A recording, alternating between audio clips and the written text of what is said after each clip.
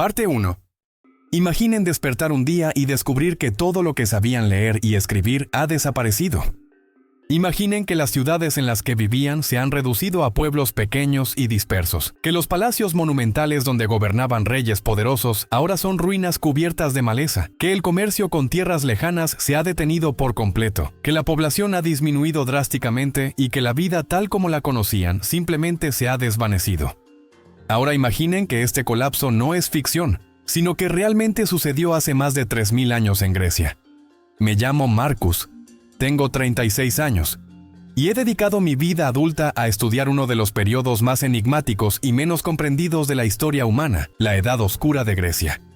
Durante los últimos 14 años he excavado sitios abandonados, he analizado fragmentos de cerámica que parecen insignificantes, pero cuentan historias profundas. He estudiado cada verso de Homero buscando pistas sobre cómo vivían realmente las personas durante estos siglos olvidados.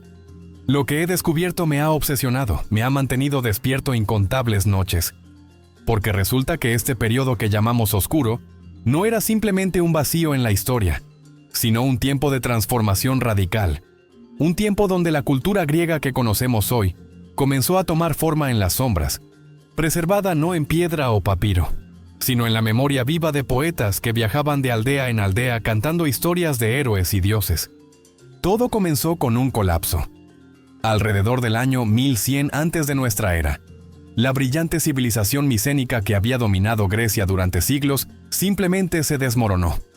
Los grandes palacios fueron destruidos, algunos por fuego, otros por terremotos, muchos probablemente por invasores o rebeliones internas. Micenas, Tirinto, Pilos, todos estos centros de poder fueron abandonados o reducidos a asentamientos mínimos. La escritura, ese logro extraordinario que los micénicos habían adoptado de los minoicos, desapareció completamente. Las tablillas en Linear B, esos registros administrativos que documentaban todo desde inventarios de aceite de oliva hasta listas de trabajadores, dejaron de producirse.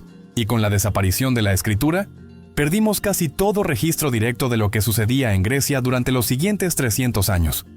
Cuando comencé a estudiar este periodo en la universidad hace más de 15 años, mis profesores lo presentaban como una época de barbarie y regresión, un paréntesis oscuro entre la gloria micénica y el esplendor de la Grecia clásica. Pero cuanto más profundizaba en la evidencia arqueológica, más me daba cuenta de que esta narrativa era demasiado simplista, incluso injusta. Sí, hubo un colapso masivo, sí, la población disminuyó dramáticamente, sí, la complejidad social se redujo considerablemente, pero algo extraordinario también estaba sucediendo. En la ausencia de palacios y burocracias, en la ausencia de registros escritos y estructuras rígidas, la cultura griega estaba siendo reinventada desde sus cimientos. Y la forma en que se preservó y transmitió fue a través de algo profundamente humano, la tradición oral, el arte de contar historias. Mi primera excavación en un sitio de la Edad Oscura fue en Lefkandi, en la isla de Eubea, hace 11 años. Era un caluroso día de julio cuando descendí por primera vez a la trinchera que mi equipo había abierto. No esperaba encontrar gran cosa, honestamente. Los sitios de la Edad Oscura no son conocidos por sus tesoros espectaculares o arquitectura impresionante. Pero entonces, a unos 2 metros bajo la superficie, mi paleta raspó algo duro. Cavé cuidadosamente alrededor y lo que emergió me dejó sin aliento. Era un broche de bronce, todavía intacto después de casi 3000 años, con un diseño geométrico simple pero elegante. Lo sostuve en mi mano, sintiendo su peso, imaginando a la persona que lo había usado, que lo había sujetado a su ropa cada mañana, que había vivido y muerto durante estos siglos oscuros. Pero eso no era todo. A medida que continuamos excavando, descubrimos que estábamos en los restos de un edificio extraordinario, un edificio que desafiaba todo lo que pensábamos saber sobre la Edad Oscura. Era enorme, más de 40 metros de largo, con muros sustanciales y evidencia de un techo de paja. Y dentro encontramos algo aún más sorprendente: tumbas. Una contenía los restos cremados de un hombre, junto con armas de hierro y bronce, jarras de cerámica, y lo más notable, los restos de al menos 4 caballos sacrificados. La otra tumba contenía a una mujer, enterrada con joyas de oro que incluían un collar con cuentas de vidrio importadas de lugares tan lejanos como el cercano Oriente. Este descubrimiento cambió fundamentalmente mi comprensión de la Edad Oscura. Aquí, en un periodo supuestamente de pobreza universal y aislamiento total, teníamos evidencia de riqueza considerable, de contactos comerciales a larga distancia, de rituales elaborados, de jerarquía social. Claramente la Edad Oscura no era tan uniformemente oscura como habíamos pensado. Había centros de prosperidad, había comunidades que mantenían conexiones con el mundo más amplio. Había personas que acumulaban suficiente poder y riqueza como para ser enterradas con honores extraordinarios. Pero esto era solo el comienzo de desentrañar las complejidades de este periodo. La gran pregunta que me obsesionaba era, si la escritura había desaparecido, ¿cómo se preservaba el conocimiento? ¿Cómo se transmitían las historias, las leyes, las tradiciones, los valores de una generación a la siguiente? La respuesta, como descubrí, estaba en la tradición épica oral, en los poetas que llamamos aedos, cantores que memorizaban y recitaban historias épicas de miles de versos de longitud. La Ilíada y la Odisea de Homero, esos pilares de la literatura occidental, no fueron escritas originalmente, fueron compuestas y transmitidas oralmente durante generaciones, probablemente comenzando en la Edad Oscura y evolucionando a lo largo de los siglos hasta que finalmente fueron transcritas alrededor del siglo VIII o VII antes de nuestra era. Cuando leí la Ilíada por primera vez a los 18 años, la leí como literatura, como una historia emocionante de guerra y heroísmo. Pero cuando la releí años después, con el conocimiento de la Edad Oscura, la vi de manera completamente diferente. La vi como un artefacto cultural, como una cápsula del tiempo que preservaba memoria social, valores, prácticas, lenguaje de un periodo donde no había otra forma de registro. Los aedos eran más que simples entretenedores. Eran la memoria colectiva de su sociedad. Los guardianes de la tradición, los maestros que enseñaban a cada generación quiénes eran, de dónde venían, qué significaba ser griego. Viajaban de comunidad en comunidad, de la corte de un cacique local a un festival en otro pueblo, recitando sus épicas a cambio de comida, refugio, regalos. Y cada vez que recitaban, no simplemente repetían las palabras de memoria como un loro, en cambio, recreaban la historia usando fórmulas tradicionales, frases hechas que se repetían, epítetos que describían personajes, escenas tipo que podían insertar o adaptar según la audiencia y el contexto. He pasado años estudiando estas fórmulas homéricas, estas técnicas de composición oral, frases como Aquiles de pies ligeros, Héctor domador de caballos, el vinoso mar oscuro, la aurora de dedos rosados. Estas no son simplemente adornos poéticos, son herramientas mnemotécnicas, ayudas para la memoria que permitían a los aedos componer en tiempo real miles de versos mientras mantenían el metro poético correcto. Es una habilidad cognitiva extraordinaria, una forma de inteligencia que nuestra cultura alfabetizada ha perdido en gran medida. Y eso no es todo. Lo fascinante es que estas épicas no solo preservaban historias del pasado heroico, del mundo micénico antes del colapso, también reflejaban la realidad de la Edad Oscura en la que vivían los poetas. Cuando Homero describe los escudos y armas de los héroes, a veces describe equipamiento micénico, pero otras veces describe armas contemporáneas de su propia época. Cuando describe las estructuras sociales, mezcla elementos del pasado palacial con realidades de su presente. Las épicas son como palimpsestos, capas de diferentes periodos superpuestas, creando un texto rico y complejo que es simultáneamente historia, mito y comentario social contemporáneo. Permítanme contarles sobre un momento particular que cambió mi comprensión de cómo funcionaba realmente la tradición oral. Hace 5 años estaba en una pequeña aldea en las montañas de Creta, haciendo trabajo de campo etnográfico, estudiando cómo las comunidades pastorales modernas transmiten conocimiento. Una noche me invitaron a una reunión donde un anciano estaba contando historias. No sabía leer ni escribir, pero conocía docenas de cuentos tradicionales, algunos de 1 hora de duración. Lo que me sorprendió fue que cada vez que contaba la misma historia era ligeramente diferente. No en la trama básica o los personajes principales, sino en los detalles, en las descripciones, en los diálogos. Estaba componiendo en tiempo real, usando su conocimiento profundo de las convenciones narrativas tradicionales para recrear la historia de nuevo cada vez. Eso es exactamente lo que los aedos de la Edad Oscura hacían. Las épicas no eran textos fijos memorizados palabra por palabra. Eran tradiciones vivas, orgánicas, que evolucionaban con cada actuación. Un aedo podría expandir una escena si su audiencia estaba particularmente comprometida, o condensar otra si sentía que la atención se perdía. Podría añadir detalles locales para hacer la historia más relevante para una comunidad específica. Podría enfatizar ciertos temas o valores dependiendo del contexto social. La tradición oral era flexible, adaptable, constantemente renovándose mientras mantenía su núcleo esencial. Pero esto era solo el comienzo de comprender la vida durante la Edad Oscura. Déjenme hablarles sobre cómo era realmente la existencia cotidiana durante estos siglos. La población de Grecia había disminuido drásticamente después del colapso micénico. Donde antes había ciudades de miles de habitantes, ahora había aldeas de tal vez 50 a 100 personas. Las grandes estructuras de piedra habían sido abandonadas. La gente vivía en casas simples, generalmente con un solo cuarto, construidas con muros de barro sobre cimientos de piedra, techos de paja o caña. El mobiliario era mínimo, algunas vasijas de cerámica para cocinar y almacenar, tal vez un telar para tejer, esteras o pieles para dormir. La economía había colapsado de un sistema redistributivo centrado en palacios a una economía de subsistencia basada en la aldea. Cada comunidad era en gran medida autosuficiente. Cultivaban cebada y trigo en los campos circundantes.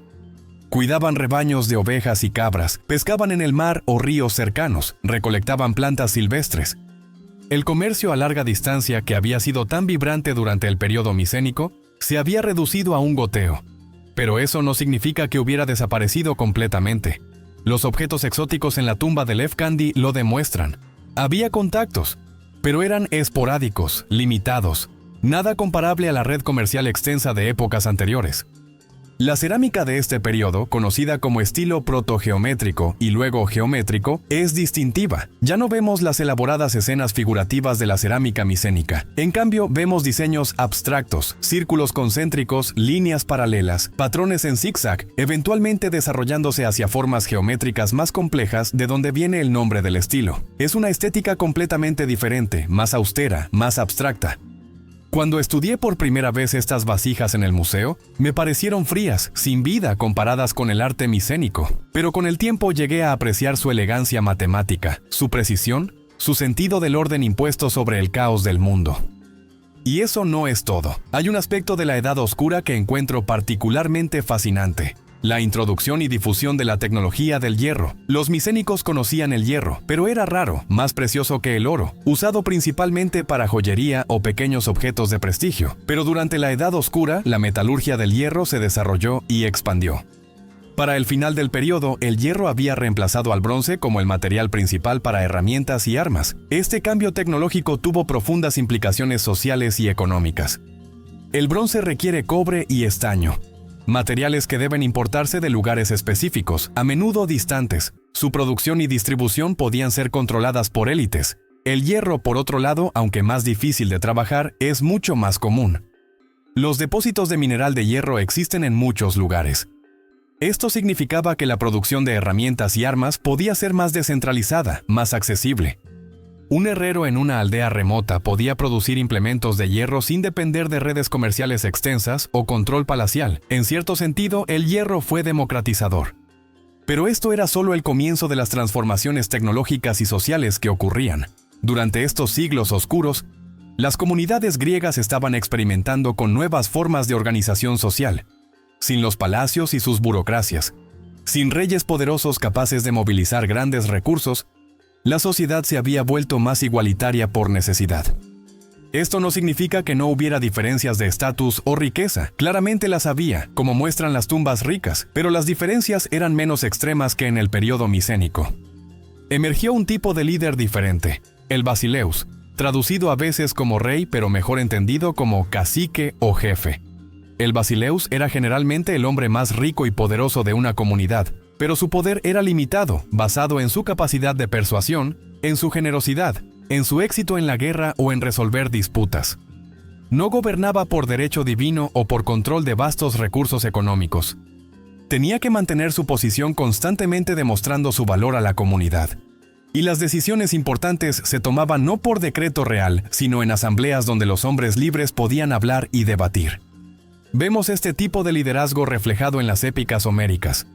Agamenón, aunque se le llama rey de reyes, constantemente tiene que negociar con los otros líderes griegos. No puede simplemente ordenarles, tiene que persuadirles, sobornarles, amenazarles. Cuando toma el botín de Aquiles, Aquiles puede retirarse de la batalla y Agamenón no tiene poder para forzarlo a volver. Tiene que enviar embajadores, ofrecer regalos magníficos, disculparse. Es un modelo de liderazgo muy diferente del que vemos en las monarquías del cercano Oriente, y las semillas de las futuras democracias griegas ya están presentes en estas prácticas de la Edad Oscura. Permítanme contarles sobre otra excavación que realizamos hace 7 años, esta vez en un sitio en el Peloponeso. Encontramos los restos de lo que parecía ser la casa de un basileus, reconocible por su tamaño ligeramente mayor y por los objetos de prestigio encontrados allí. Pero lo que me sorprendió fue lo modesta que era en comparación con los palacios micénicos. Era esencialmente una casa alargada, tal vez 15 metros de largo, con un pórtico al frente, un salón principal con un hogar central, y algunas habitaciones más pequeñas atrás. No había almacenes masivos, no había talleres especializados, no había evidencia de una burocracia administrativa. Este basileus vivía solo un poco mejor que sus vecinos. Lo que sí encontramos fueron restos de banquetes, huesos de animales, especialmente de bueyes y cerdos, mostraban que se había consumido mucha carne aquí, y las vasijas de cerámica incluían muchas copas para beber. Esto encaja perfectamente con lo que vemos en Homero. El basileus mantiene su posición en parte a través de la hospitalidad, organizando banquetes donde alimenta a sus seguidores, donde se bebe vino, donde los aedos cantan épicas. Estas no son simplemente fiestas, son instituciones sociales cruciales, momentos donde se refuerzan alianzas, donde se resuelven disputas, donde se transmite cultura. Y eso no es todo. Los banquetes descritos en las épicas homéricas siguen patrones ritualizados. Hay sacrificios de animales a los dioses, con las mejores partes quemadas como ofrenda y el resto distribuido y consumido. Hay libaciones de vino. Hay un orden específico de servicio, con porciones de honor dadas a los invitados de más alto estatus. Y crucialmente, hay entretenimiento. El aedo canta, contando historias del pasado heroico, conectando el presente humilde con un pasado glorioso, recordando a todos los valores que deben aspirar a mantener. Cuando pienso en estos banquetes, imagino la escena, una sala con techo de paja, humo elevándose del hogar central, hombres sentados en bancos alrededor de las paredes, comiendo carne asada y bebiendo vino mezclado con agua de copas de cerámica. Y en un lugar de honor, el aedo, tal vez acompañándose con una lira simple, cantando versos sobre Aquiles y Héctor, sobre Odiseo y el Cíclope, sobre los dioses del Olimpo. La audiencia está completamente absorta. Han escuchado estas historias antes, conocen los contornos básicos, pero cada actuación es única, y escuchan para ver cómo el aedo manejará esta escena particular, qué giros añadirá, qué conexiones hará con sus propias vidas. Porque esas épicas no eran solo entretenimiento, eran educación moral, eran modelos de comportamiento, eran la forma en que la sociedad se enseñaba a sí misma qué significaba ser un buen guerrero, un buen líder, un buen anfitrión, un buen invitado. Los héroes de las épicas no son perfectos, cometen errores, sufren consecuencias. Aquiles permite que su orgullo ponga en peligro a todo el ejército griego. Odiseo a veces es demasiado astuto para su propio bien. Los aedos presentan estos personajes complejos y la audiencia aprende a través de sus ejemplos. Parte 2. Pero esto era solo el comienzo de entender cómo la tradición oral funcionaba como el sistema educativo de la Edad Oscura. Estas épicas también preservaban conocimiento práctico. Descripciones detalladas de cómo navegar, cómo construir barcos, cómo trabajar metales, cómo sacrificar apropiadamente a los dioses. En una sociedad sin libros de texto, sin manuales escritos, este conocimiento tenía que ser transmitido oralmente, y las épicas eran uno de los vehículos para esa transmisión. Tomemos, por ejemplo, las descripciones en la Ilíada sobre cómo construir un escudo o forjar una espada. Son extremadamente detalladas, casi técnicas. O las descripciones en la Odisea sobre navegación, sobre cómo leer las estrellas, cómo reconocer corrientes, cómo encontrar puertos seguros. Este no es solo color local añadido por razones estéticas, es conocimiento real, preservado en verso porque el verso es más fácil de memorizar que la prosa.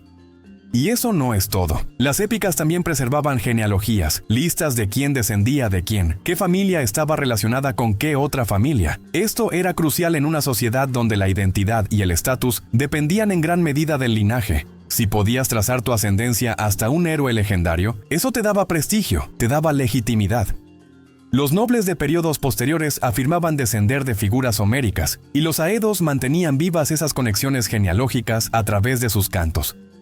Permítanme contarles sobre una experiencia que tuve hace 3 años que realmente me ayudó a entender el poder de la tradición oral. Asistí a un festival en una isla remota del Egeo, donde, sorprendentemente, algunas de las viejas tradiciones orales todavía sobreviven. Una mujer mayor debe haber tenido 80 o 90 años. Recitaba una larga balada sobre eventos de hace varios siglos. Cantaba sin acompañamiento, su voz frágil pero clara, y toda la comunidad escuchaba en silencio absoluto. Aunque no entendía todas las palabras, el dialecto era arcaico y difícil. Sentí el poder de lo que estaba sucediendo. Esta mujer era un eslabón vivo en una cadena que se extendía hacia atrás por generaciones, tal vez siglos. Cuando muriera, si nadie más había memorizado su repertorio, esas canciones morirían con ella. Eso es exactamente lo que estaba en juego durante la Edad Oscura. Cada Edo era un repositorio de cultura. Y si una Edo moría sin haber transmitido sus épicas a un estudiante, ese conocimiento se perdía para siempre. Era un sistema frágil, vulnerable, pero también increíblemente resistente. Porque mientras hubiera audiencias que quisieran escuchar, habría Edos que cantarían. La demanda creaba la oferta.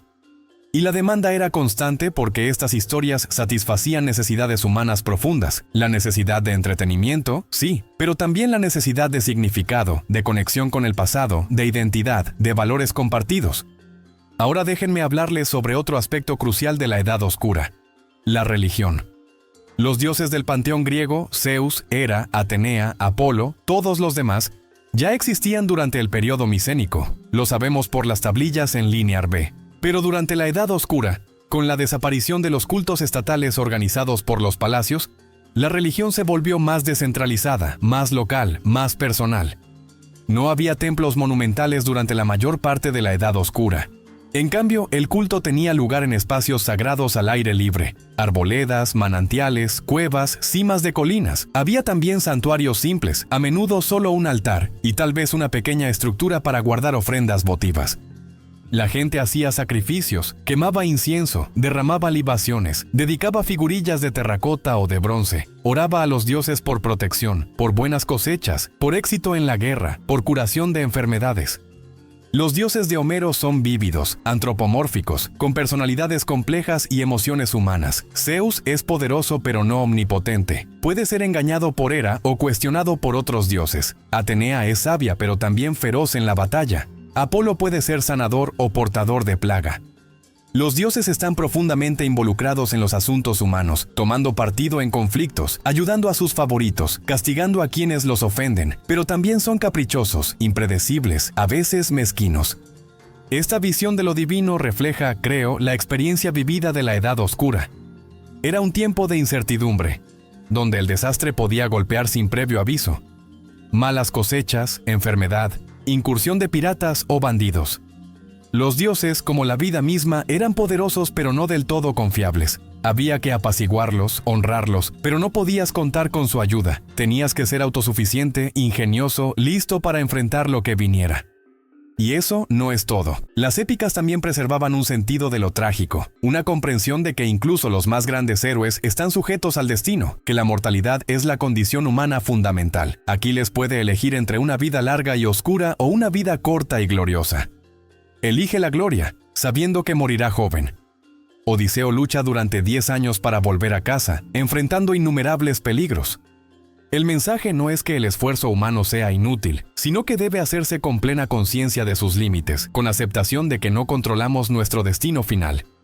Esta perspectiva filosófica, profundamente arraigada en las épicas que se cantaban durante la Edad Oscura, eventualmente daría forma a la tragedia griega clásica, a la filosofía griega, a toda la forma en que los griegos entenderían la condición humana. Las raíces de Sófocles y Eurípides, de Sócrates y Platón están aquí, en estas historias contadas en salones con techo de paja, por poetas itinerantes durante los siglos oscuros.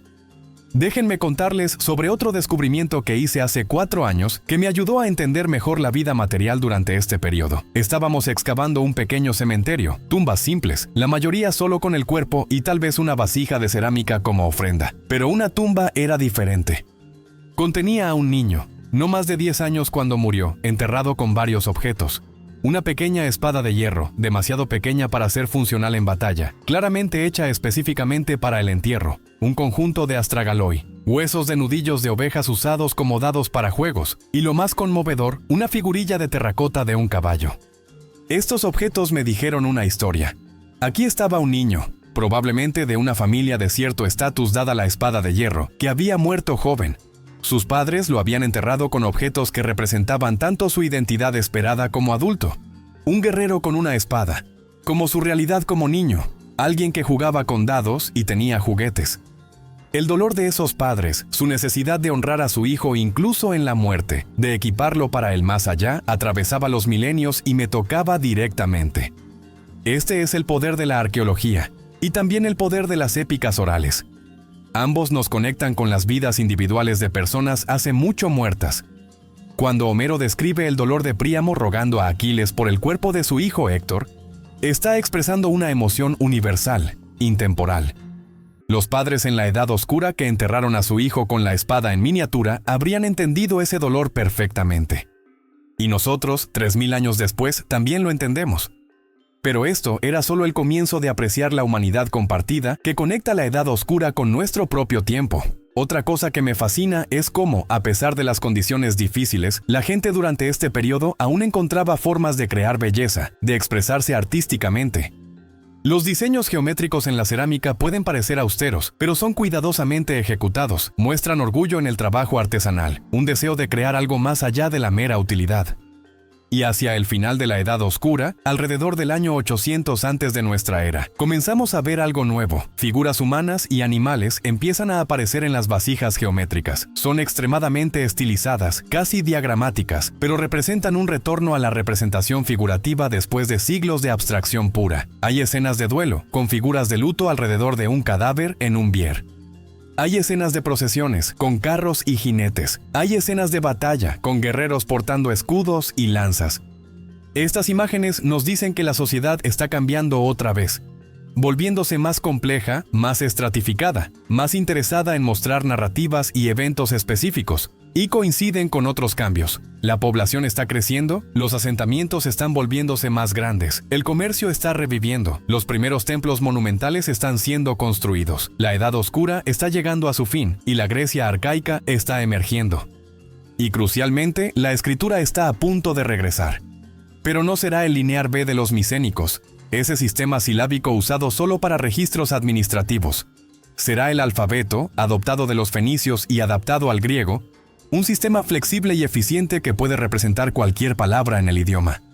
Y una de las primeras cosas que se escribirá en este nuevo alfabeto serán las épicas homéricas, esas historias que han sido transmitidas oralmente durante generaciones, ahora finalmente fijadas en texto. Pero aquí está la paradoja fascinante. Al escribir las épicas algo se pierde.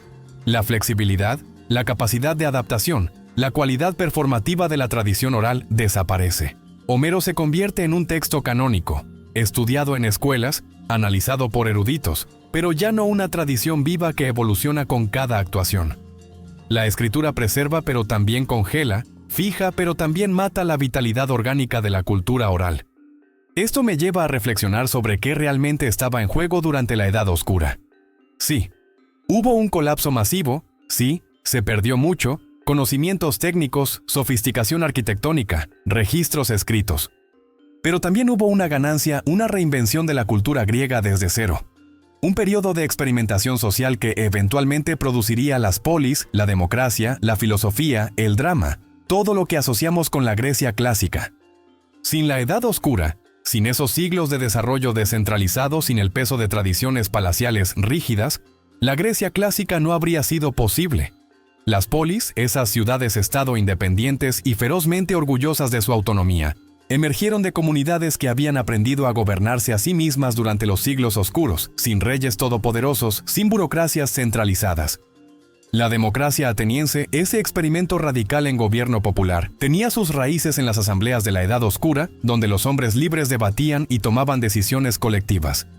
Y eso no es todo. La tradición épica oral que preservó la cultura griega durante estos siglos oscuros también sembró las semillas de la literatura occidental. Cuando finalmente se escribieron las épicas homéricas, se convirtieron en textos fundacionales, estudiados por cada generación de griegos educados, imitados, reinterpretados, desafiados. Los dramaturgos atenienses tomaban sus tramas de estos mitos preservados por los aedos.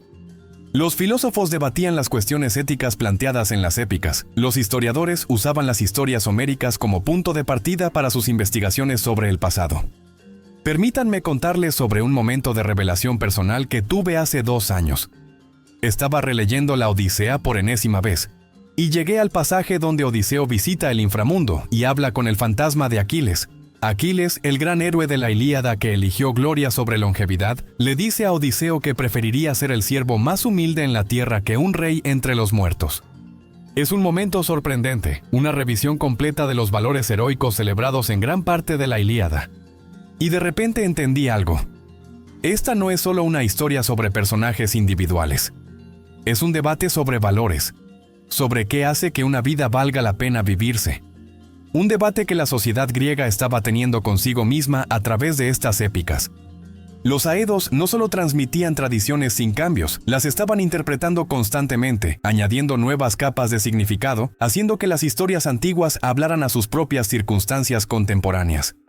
Durante la Edad Oscura, cuando la vida era dura y corta para la mayoría de las personas, cuando la supervivencia era una lucha diaria, las historias de héroes gloriosos ofrecían tanto escape como inspiración, pero también permitían la reflexión sobre qué tipo de vida realmente vale la pena vivir. ¿Vale la pena morir joven por gloria? ¿O es mejor una vida larga y pacífica? ¿Es la astucia de Odiseo admirable o moralmente cuestionable? ¿Cuándo es apropiada la venganza? ¿Qué debemos a nuestros huéspedes y anfitriones? Estas épicas planteaban estas preguntas una y otra vez, y cada audiencia tenía que luchar con ellas. Pero esto era solo el comienzo de apreciar la profundidad filosófica de estas tradiciones orales. Hay otro aspecto que encuentro particularmente fascinante: la forma en que las épicas lidian con la memoria y el olvido, con la preservación del pasado en ausencia de registros escritos. Los aedos son conscientes de su propio papel como preservadores de memoria. En la Odisea, el aedo de Módoco canta sobre la guerra de Troya, y Odiseo, que participó en esa guerra, llora al escuchar su propia historia convertida en canto épico. Es un momento metapoético, donde Homero reflexiona sobre la naturaleza de su propio arte. El mensaje parece ser: esto es lo que sobrevive de nosotros, no nuestras posesiones materiales, no nuestro poder o riqueza, sino las historias que otros cuentan sobre nosotros. En una cultura sin monumentos permanentes, sin registros escritos, sin tumbas elaboradas para la mayoría de las personas, la inmortalidad viene a través del cleos, la gloria cantada, la fama preservada en verso épico. Los héroes luchan y mueren, pero sus nombres y hazañas viven en las canciones de los aedos. Esta es una respuesta profundamente humana a la mortalidad, a la conciencia de que nuestro tiempo es limitado, de que seremos olvidados a menos que hagamos algo digno de ser recordado. Y durante la Edad Oscura, cuando tantas otras formas de dejar una marca en el mundo no estaban disponibles, las historias se volvieron aún más importantes. No es accidente que las épicas homéricas estén tan preocupadas con temas de memoria, reconocimiento, nombrar y ser nombrado. Y eso no es todo. Hay una dimensión adicional que me obsesiona: la cuestión de cuánto de lo que Homero describe es realmente histórico. ¿Hubo realmente una guerra de Troya? ¿Existió un Agamenón, un Aquiles, un Odiseo? Durante mucho tiempo, los eruditos asumieron que era todo mito, ficción pura. Pero luego Heinrich Schliemann excavó Troya y Micenas en el siglo XIX y demostró que al menos los lugares eran reales. Y las tablillas en Linear B confirmaron que algunos de los nombres homéricos, como Aquiles, existían en el periodo micénico. Así que hay un núcleo histórico en estas épicas, memoria real del mundo micénico preservada a través de siglos de transmisión oral, pero está mezclada con material de la Edad Oscura, con invenciones poéticas, con influencias de mitos del cercano oriente, con reflexiones filosóficas de periodos posteriores. Desenredar qué es casi imposible, y tal vez no importa. Lo que importa es que estas épicas preservaron una conexión con el pasado, mantuvieron viva la memoria de que había habido una época de grandes palacios y reyes poderosos, de expediciones marítimas a tierras distantes, de cultura compleja y sofisticada. Durante los siglos oscuros, cuando los griegos vivían en aldeas humildes y luchaban por sobrevivir, las épicas les recordaban que habían sido más, que habían logrado cosas grandes. Y esto les dio algo hacia qué aspirar, un pasado glorioso que esperaban eventualmente igualar o superar. Sin esta memoria preservada en canción, la identidad griega podría haberse fragmentado completamente, cada región desarrollando su propia cultura sin sentido de conexión con un patrimonio compartido más amplio. Déjenme contarles sobre una última excavación que resume para mí el significado de la Edad Oscura. Hace un año estábamos trabajando en un sitio en Ática, no lejos de donde eventualmente se levantaría Atenas. Encontramos un pequeño asentamiento de la Edad Oscura, tal vez 20 casas muy simples, pero en el centro había un espacio abierto, y en ese espacio habían colocado una gran piedra plana. Alrededor de la piedra encontramos evidencia de fuego, huesos de animales quemados, fragmentos de muchas copas para beber. Este era claramente un lugar de reunión, donde la comunidad se congregaba para sacrificios, para banquetes, para deliberaciones. Y casi podía imaginármelo.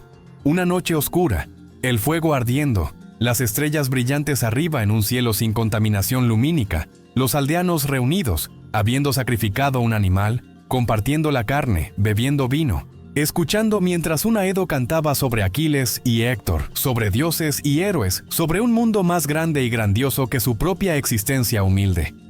En ese momento, a través de la magia del canto épico, estos agricultores y pastores se conectaban con su pasado, con su identidad como griegos, con valores que trascendían su vida cotidiana de trabajo duro y recompensas limitadas. Por unas horas participaban en el mundo heroico, experimentaban vicariamente hazañas de guerra y aventura, contemplaban cuestiones de honor, lealtad, mortalidad.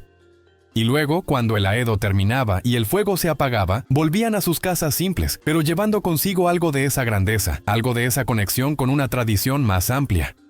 Este, creo, fue el verdadero logro de la Edad Oscura. La preservación de la cultura no a través de instituciones o registros escritos, sino a través de la memoria viviente, a través de la actuación, a través del poder de la palabra hablada y cantada. Fue frágil, sí, dependiente de la supervivencia de individuos que llevaban el conocimiento en sus cabezas. Pero también fue increíblemente resistente, capaz de adaptarse a circunstancias cambiantes, de evolucionar y crecer mientras mantenía su núcleo esencial. Y eso no es todo. Hay una lección más profunda aquí sobre la naturaleza de la cultura misma. Tendemos a pensar en la cultura como algo que reside en objetos, libros, edificios, obras de arte. Pero la Edad Oscura nos muestra que la cultura puede existir y florecer incluso sin estas manifestaciones materiales. La cultura reside fundamentalmente en la mente humana, en prácticas sociales, en tradiciones de actuación, en la transmisión de conocimiento de persona a persona, de generación a generación. Los griegos de la Edad Oscura perdieron sus palacios, perdieron su escritura, perdieron gran parte de su riqueza material, pero no perdieron su identidad, no perdieron sus historias, no perdieron sus valores. Estos fueron preservados en la forma más fundamental posible, en la memoria, en el canto, en la actuación ritual. Y cuando las condiciones eventualmente mejoraron, cuando la población comenzó a crecer nuevamente, cuando el comercio revivió, cuando se construyeron nuevos asentamientos más grandes, toda esa riqueza cultural preservada estaba allí, lista para florecer en nuevas formas. Esta es la razón por la que la Edad Oscura no es realmente tan oscura como el nombre sugiere. Sí, hay oscuridad en el sentido de que tenemos evidencia limitada, pocas fuentes escritas, muchas incertidumbres sobre eventos específicos. Pero no hay oscuridad en el sentido de ausencia cultural o estancamiento. Hay, en cambio, un periodo de incubación, de transformación, de experimentación, del cual eventualmente emergerá una de las culturas más influyentes en la historia humana. Cuando miro hacia atrás en mis años estudiando la Edad Oscura, veo que he aprendido algo crucial no solo sobre los griegos antiguos, sino sobre la humanidad en general. Aprendí que somos increíblemente resilientes, que podemos perder casi todo y aún así mantener lo esencial de quienes somos.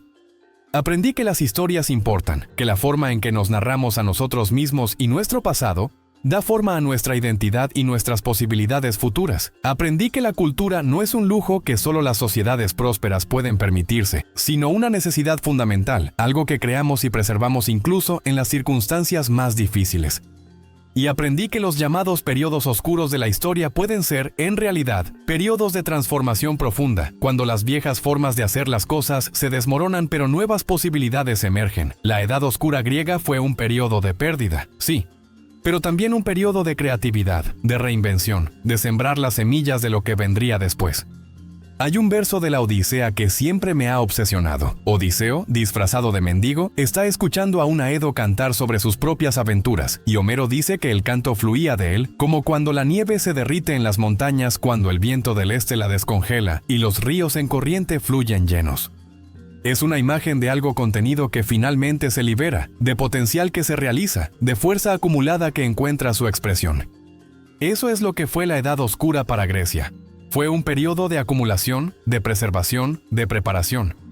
Y cuando finalmente terminó alrededor del año 800 antes de nuestra era, todo lo que había sido guardado, todo lo que había sido preservado en la memoria y el canto, fluyó hacia adelante en una explosión de creatividad cultural. Los templos se construyeron, las ciudades crecieron, se fundaron colonias alrededor del Mediterráneo, se escribieron las épicas, se inventó el alfabeto, la filosofía nació, la democracia emergió. Nada de esto habría sido posible sin los siglos oscuros, sin los aedos que mantuvieron vivas las historias, sin las comunidades que se reunían a escuchar, sin la tradición oral que preservó el conocimiento cuando la escritura había desaparecido. La Edad Oscura no fue un paréntesis vacío en la historia griega. Fue, en cambio, un período de gestación, un útero del cual eventualmente nacería la brillante civilización de la Grecia clásica. Cuando estoy parado en los sitios excavados de la Edad Oscura, en los restos de esas casas simples, en esos lugares de reunión modestos, trato de escuchar los ecos de las voces que una vez llenaron estos espacios, los aedos cantando sus épicas, las audiencias respondiendo con lágrimas o aplausos, los niños escuchando embelesados, memorizando versos que recitarían a sus propios hijos. Estas voces se han ido hace mucho tiempo. El último aedo de la Edad Oscura murió hace casi 3000 años, pero lo que cantaban sobrevive, preservado primero en la memoria de generaciones sucesivas, luego finalmente en escritura, y ahora en incontables ediciones, traducciones, adaptaciones. La Ilíada y la Odisea son leídas hoy por millones de personas alrededor del mundo, estudiadas en universidades, representadas en teatros, adaptadas en películas, las historias que surgieron de la Edad Oscura, que fueron cantadas en aldeas humildes por poetas itinerantes, que fueron preservadas a través de siglos de transmisión oral, ahora forman parte del patrimonio cultural de toda la humanidad. Esto es inmortalidad de la forma más verdadera. No la supervivencia del cuerpo físico o incluso del nombre individual, sino la supervivencia de las historias, los valores, las visiones que creamos. Y hay una lección final aquí, una que resuena poderosamente en nuestro propio tiempo. Vivimos en una era de cambio tecnológico y social rápido, una era donde las viejas certezas están siendo desafiadas, donde las instituciones tradicionales están bajo presión, donde a veces parece que todo lo sólido se desvanece en el aire. En tales tiempos puede ser tentador desesperar, asumir que estamos perdiendo algo esencial, que estamos entrando en nuestra propia Edad Oscura. Pero la lección de la Edad Oscura griega es que incluso en periodos de aparente colapso y fragmentación, la cultura humana persiste, se adapta, encuentra nuevas formas de expresarse y preservarse. Lo que parece perdido puede estar simplemente transformándose. Lo que parece destruido puede estar siendo reinventado. Y de los escombros de viejas formas pueden emerger nuevas posibilidades que no podríamos haber imaginado. Los griegos de la Edad Oscura no sabían que estaban preparando el camino para Sócrates y Platón, para Pericles y Fidias, para la democracia ateniense y el Partenón. Simplemente vivían sus vidas, luchaban por sobrevivir, se reunían para escuchar historias, transmitían lo que sabían a la siguiente generación. Pero al hacer estas cosas simples, al mantener viva su cultura en la forma más básica posible, estaban plantando las semillas de un futuro extraordinario. Así que cuando pienso en la Edad Oscura ahora, después de todos estos años de estudio, no la veo como oscura en absoluto. La veo como un periodo de luz tenue tal vez, como el amanecer antes de que salga el sol, cuando el mundo está entre la oscuridad y la luz. Es un periodo de transición, de transformación, de posibilidad latente esperando ser realizada. Y las voces de los aedos cantando en la penumbra guiaron a los griegos a través de ese periodo incierto hacia un futuro brillante que aún ilumina nuestro mundo hoy. Esta es la historia que quería contarles, la historia de cómo una cultura sobrevivió a su propio colapso, cómo el conocimiento fue preservado sin escritura, cómo las historias cantadas por poetas itinerantes mantuvieron viva la identidad griega a través de siglos oscuros. Es una historia de resistencia humana, de creatividad frente a la adversidad, del poder de la palabra hablada y la memoria. Es una historia que me ha obsesionado durante años y que continuará obsesionándome, porque nos dice algo fundamental sobre quiénes somos como seres humanos, sobre nuestra capacidad de preservar lo que valoramos incluso cuando todo lo demás se desmorona, sobre nuestra necesidad de historias para dar sentido a nuestras vidas y conectarnos con algo más grande que nosotros mismos.